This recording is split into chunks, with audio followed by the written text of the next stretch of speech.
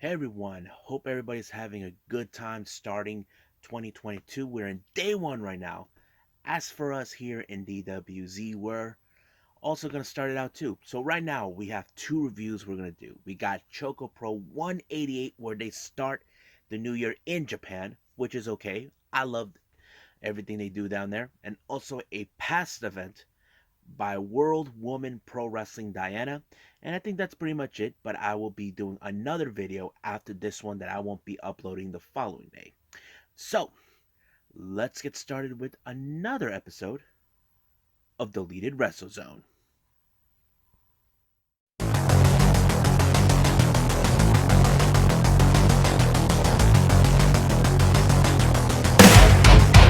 Are you ready? Get up, get up! Get up, get up! Get up, get up! Get up, get up! Get up, get up! Get up, get up!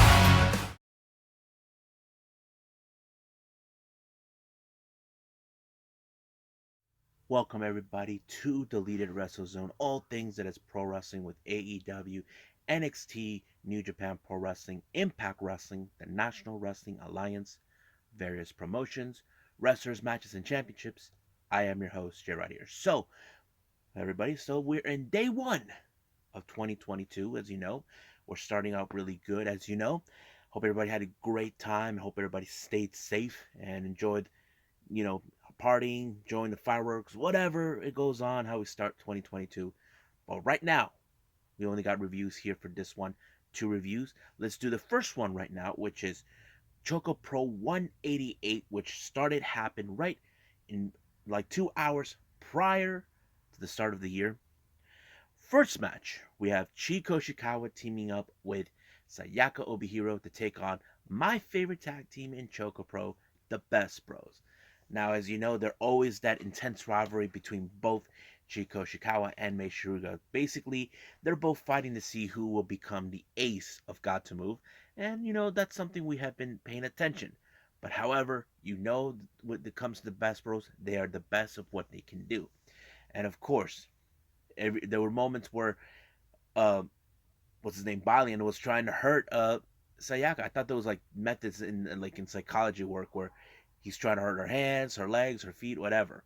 But I think the best thing is how they finish the move. I think they come up with a really interesting move. Mei goes on top of Balian Aki's shoulders, and then he turned his back right on her, giving her a chance to level up and pick up do like a little bit of a backflip and pin Sayaka in order to win the match. But however, as soon as what I didn't notice is that they messed up one of the light bulbs in there, and Meishiruko was about to use that as like she thinks she's GCW or something. I thought it was hilarious, but they managed to get it fixed. Now our next match is another tag team. We got Antonio Honda teaming up with his tag team partner Tokiko Kirihara taking on Masahiro Takanashi and of course the Super Asia Interim Champion John Chiro. This was a very fun match. As you know, when it comes to Antonio Honda, he likes to throw in a bit of the comedy routine. That always helps. But however, basically with Chon and Masa, it seems like they can coexist whenever they have to, knowing the fact they are in a match. That's something that I have noticed between them. Despite the fact I do know that Masa wants to get his hands on that title, but right now Chon is defending it because the next person who we're expecting is Balian. But right now, this was a tag match, and I had to say it was pretty good. It was Masa who picked up the victory when he pinned Tokiko, and it was a very good victory. So, not no, yeah, it was. So I think it was pretty good. Now our main event, it was supposed to be for the DDT Iron Man Heavy Metal Championship, but Total Owashi got that title back right in the moment when Yuna Mizumori actually won it from him. And now it's just become a straight up match between Sayaka and Yuna. I have to say the match was pretty good, and I have to say Sayaka, who is one of the fourth generation girls that was trained by Emi Sakura, has learned a lot. And I think there was some really fun moments where they took the fight outside of the building, but they had to keep quiet because they don't want to disturb neighbors. and Sayako's chasing Yuna, but she used a tree right on her in order to get her. But however, I have to say Sayaka has grown and she's getting there to become good at what she does. But it was Yuna who picked up the victory on her. So basically, she got walked away from it. And of course, we cannot stress enough who will walk out as the Jonkin winner. Uh, I was surprised that the Best Bros were eliminated early on. So is Chi, Tokiko, Saruyi, Chon. But however, I did not. I was expecting Tokiko to win, but it was Masahiro Takanashi that won the Junkin. Now, as soon as before we head to the start of the year, they had a video call from none other in here in the U.S. Emi Sakura, giving the awards to who is the MVP, who's best tag team, to everyone involved. Didn't want to get into too much of that, but it was pretty good. This she basically was online keeping track. As you know, Emi Sakura, while she is here in the U.S., she keeps tabs of what's going on. She watches ChocoPro at in her home in somewhere in Florida. I think that's where she's staying, and she actually was able to watch it. I haven't heard anything from Lulu if she's going back. I don't know, like returning to ChocoPro, but we'll see what happens then. But it was a pretty good show. There's still no announcements for upcoming ChocoPro events. I'm assuming by next weekend that we will have that. So we'll keep apprised of that. But right now, I think we need to move forward with the last review, World Women Pro Wrestling Diana.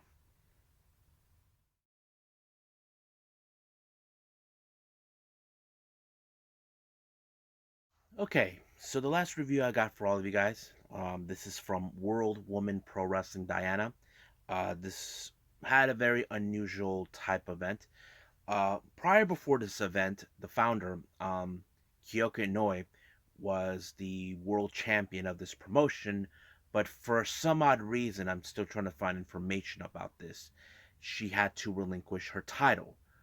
But she decided to set up a tournament to determine who will win of course, the title. Um, but she did set up for two matches in this particular one, where took place on the 28th of November. Two qualifying matches for whoever's going to fill out the spots during the tournament. So let's go with match number one for that. We have Deborah Kay versus Aruka Umasaki. Um, these are two good prominent wrestlers I've been watching, especially Aruka Umasaki, who is, I believe, is the current one of the current champion with the promotion. Let me look it up just to be sure, because she had a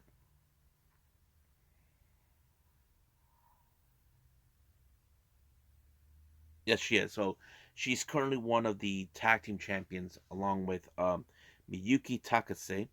Uh, it's a good thing that she's now in this tournament. So those two is pretty good. I can tell that these two women are determined to win the qualifying match in order to get to the first round matches on the 25th of December.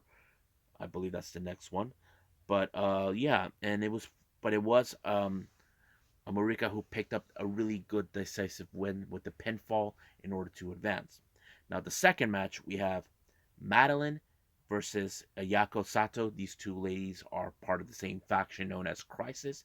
So basically, they, they know this is a lot on the line for both of them. You know, I know that both these women are dying to win some gold into their possession. But however, this is for the name of Crisis. I believe that's what they're trying to do. I have to say it was a pretty good match, but I felt that Ayako Sato is more had more of the aggressive side where she was winning, and of course she was the one who pinned Madeline for the match in order to be in the qualifying round match. But of course, it does not end there. We had a tag team match. We got Chi Ozara teaming up with Rina Amikura versus Anako Nakamori and Jaguar Yokota. A very good match. I did like the teamwork. I was surprised that Anako was, teaming with Jaguar. The reason I say this, Jaguar is the leader of the Crisis faction, but I think Jaguar knows there's a lot at stake. As you guys know, Jaguar, she has more experience in the wrestling, Japanese wrestling, but it did work for their favor. It was Hanako, who pinned Rina in order to win the match. So it was a pretty good one. I think I enjoyed, but I can't wait to see what's going to take place when they start the tournament for whoever's going to win for the vacancy of the world title. So that's going to be at some point later on in future episodes. But I believe right now, I think that's pretty much it what I got. So let's call it a day. Well, I hope everybody enjoys me reviewing these two reviews.